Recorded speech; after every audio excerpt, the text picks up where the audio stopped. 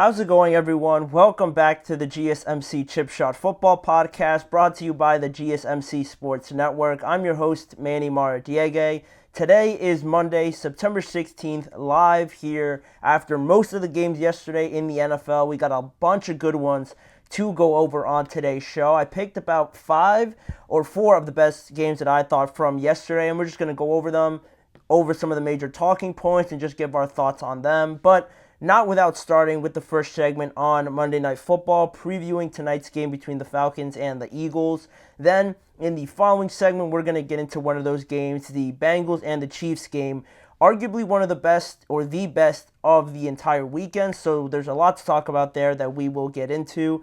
Not before, though, like I always like to remind you guys, if you have any questions or comments or any opinions you'd like to share on a lot of the games that happen or will be happening as the season go on, please let us know. Don't hesitate to drop anything you'd like to say in the chat. Now, if your input and your insight is a big part of what makes this show great, and we always thrive on your energy and your insights on whatever you guys have to say. And now, to make it absolutely sure that your message stands out and gets featured on the air, there's an easy way to do that. Just use the Super Chat feature available to you guys now. Just click the $sign at the bottom of the chat box to send in your Super Chat. This way, it guarantees that your message gets on the air, and it's also a fantastic way to support our channel. We rely on your support to keep bringing you the sports content you love, and we appreciate every bit of it. So go ahead, let us know what you're thinking, hit the Super Chat button, and let's keep this show as interactive and as exciting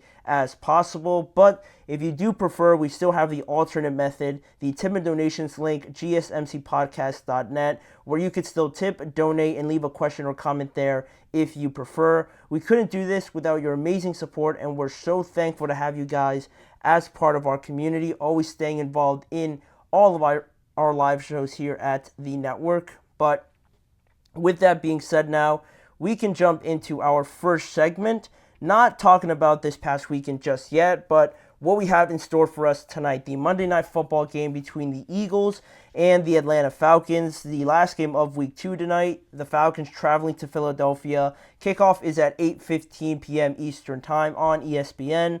Falcons coming in 0-1, and the Eagles coming into this matchup on the other side of that 1-0. Starting off with the Eagles and just a bit of an overview, some pretty big injury news, and we're going to start with that. A.J. Brown was listed as questionable heading into this game off of the back of last week, Friday into Saturday. But then it all developed quickly, and A.J. Brown was and is ruled out for tonight's game. So that's huge, big news for the Eagles and how potent their offense is. It's going to lose a bit of their punch with A.J. Brown now being sidelined. But regardless of that, going over some of the talking points about the Eagles, they're coming off of that big 34-29 win in Brazil over the Green Bay Packers. Dominant performance from Saquon Barkley, obviously, with 3 total touchdowns, 109 rushing yards, and really just asserting his dominance in that game. And what a better way to kind of show what kind of player the Eagles are obviously getting in Saquon Barkley, right? But overall, with that being the case and with them ultimately winning, it's all great, it seems, but it wasn't all perfect or all as ideal as you would have liked, because Jalen Hurts struggled a bit in this game. You know, he wasn't the reason why they won, but he also wasn't the reason why they lost. But regardless of that, you know, he played and he recorded 2 interceptions in this game, had a couple of questionable decisions and a couple of questionable throws that luckily didn't really affect the Eagles too much apart from those 2 interceptions. So I don't want to say they were lucky to be 1-0 at this point, but it certainly could have gone the other way if not for their defense. I'll be interested to see how well they play now into this game, if they're able to keep that same mentality. And also, sticking with that defense, Vic Fangio, I thought he played very well in his debut as the new defensive coordinator for the Eagles. On the other side of the ball, Kellen Moore as well, I thought had a great debut, great starting game for the Eagles as well as the offensive coordinator now. And I thought specifically with Kellen Moore, with how much talent this team has, they had to find something else that kind of made them stand out, right? Had to find something that they could go to when talent isn't good enough, right? Because talent, not only everybody says it, that everybody in the NFL is talented. And while that might be the case, this Eagles team has been talented for some time now, right? They've had Jalen for a while. They might not have had Saquon, but the running game was still very dominant with that dynamic of the option, the RPOs, and everything like that. AJ, Devontae Smith, Dallas Goedert, that offensive line, probably the biggest reason why they've been so dominant. And they've been talented already for so many years, back to their Super Bowl run, continuing that on with the same group of guys for the most part up until now. And still now, they're almost there, coming off of the back of last season where they just crashed out of the playoffs. They needed to find something else that distinguished them from the rest of the NFC, because the NFC is very, very just like all over the place right now. You have the Cardinals blowing out the Rams. In another sense, the Bucs are now 2-0 going into Detroit and beating them. The Packers get a win without their starting quarterback. The Bears, who I think everybody had a lot of expectations for, are also 0-2, and the Vikings with Sam Darnold are 2-0. So the NFC is very much all over the place, and the Eagles, I thought, needed to find something that distinguished them, and I think Kellen Moore and Vic Fangio as well with that can be a huge piece to that. And with Kellen Moore especially, a lot of the pre-snap motions, the action to kind of get Jalen Hurts in a better position to diagnose what is in front of him, right? With the motions, with the different formations, the moving pockets and whatnot. All of that kind of helps Jalen decipher what's in front of him. Motions, kind of give away whether it's man or zone coverage, depending on how well the opposing defense schemes it up and whatnot. But overall, I think that could help Jalen Hurts a lot. And we saw a lot of that we didn't see last year with this offense. So very happy to see that. I like the Eagles offense, but heading into this game without A.J. Brown could be something that, throws everything off potentially. Then on the other side of the ball, the Atlanta Falcons coming in, no real injuries to worry about. They're all pretty much healthy, coming off of that 18-10 loss at home to the Pittsburgh Steelers, where their defense played as well as you would have liked. They didn't give up a touchdown, but they ended up losing the game. More so just on the offense, right? Only putting up 10 points and getting shut out in the second half. Not a good look to where this offense, and a lot of people spoke about it all off season, should have been the strong point, whereas the defense probably was a little bit 50-50, but already in one game, we've seen how the defense has stood up, albeit against the Steelers offense. Steelers offense, Eagles offense, very different, obviously, in their approaches and talent on that side of the ball, quite frankly. So we'll see how they hold up right now in this game, just hours away from kicking off. But sticking to that defense, I really liked the dynamic of Justin Simmons and Jesse Bates. Very good in that Steelers game. They were all over the place. Arthur Smith, the Steelers offensive coordinator, even said that they didn't want to throw it into the middle of the field to try and avoid them as much as possible, and it worked out for them. They got out with the win, and the defense overall just playing very well. Matthew Judon got a sack as well, contributing to that new group of guys. And now going into it a little bit more on offense, they disappointed, obviously only putting up 10 points.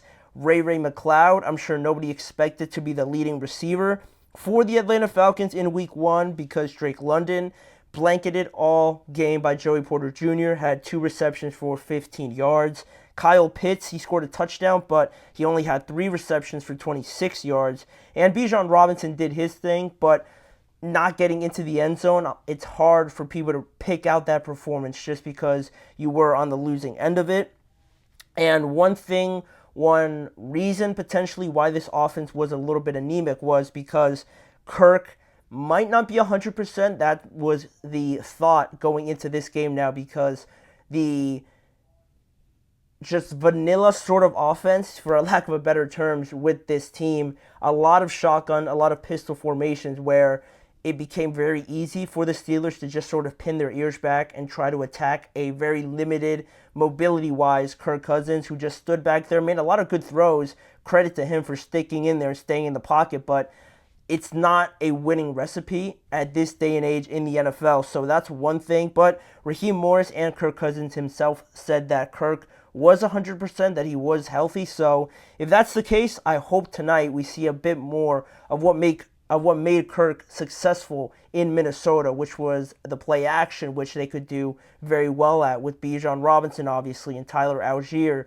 Their offensive line is better at run blocking than pass protection. So I'm trying to see more of that. I'm trying to see Kirk under center, running some rollouts, some play action, some bootlegs, some motions. I want to see the whole thing tonight, not just Kirk sitting back there hiking the ball and having Jalen Carter and Jordan Davis and Sweat come after him, because he's just going to be sitting there, and we're going to see more of the same from last week. And off of that point, just to go over all of this news, and something else that was actually kind of interesting that I wanted to make sure I got in here in this segment. Last year, Kirk Cousins with the Minnesota Vikings played Philadelphia in week 2 as well last week in 2020, or last year in 2023 in week 2, and he had a very good game. He had a great game, actually. 364 yards, 4 touchdowns in a 34-28 loss. And I think that just had to do more so with the turnovers that he had outside of him. So this offense for the Falcons should be better in this game, and just from an overall group standpoint, not just from, Justin Jefferson obviously is one of the best players in the league. So the Falcons might not have a guy like that, but as a group, you take the totality of it, this Falcons team offense should be better than what we saw last week, but it doesn't mean I'm going to pick them. I feel like the Eagles have a better recipe against this Falcons team, where last week we saw TJ Watt dominating. I fear that it could be the same for Jalen Carter and Jordan Davis from the inside rather than the outside. And also, I like the way that the Eagles defense, off of that point, was willing to give up a bunch of yards. You might get to the red zone like the Packers did in their offense, but they just bended a little bit, but they didn't break at the end of the day. They only gave up field goals, even through turnovers from Jalen Hurts. They only gave up field goals in the end. They really bunkered down in the red zone, and I think that's going to make a big difference.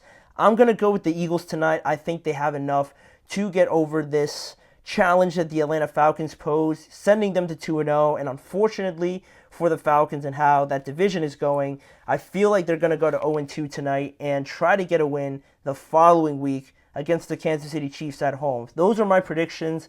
Let me know what you guys think of them, and also make sure to drop your predictions leading up into the game tonight. But now that we have gotten that out of the way, we're going to recap all of the games, most of the games from yesterday. A lot of good ones, starting with the Bengals and the Kansas City Chiefs in the next segment. A 26-25 win for the Chiefs on a last-second field goal for Harrison Butker. We're going to go into how that all happened and whether or not the Bengals gave this game away or the Chiefs won this game and stole it from the Cincinnati Bengals. So that is coming up right after the break. You're listening to the GSMC Chip Shot Football Podcast.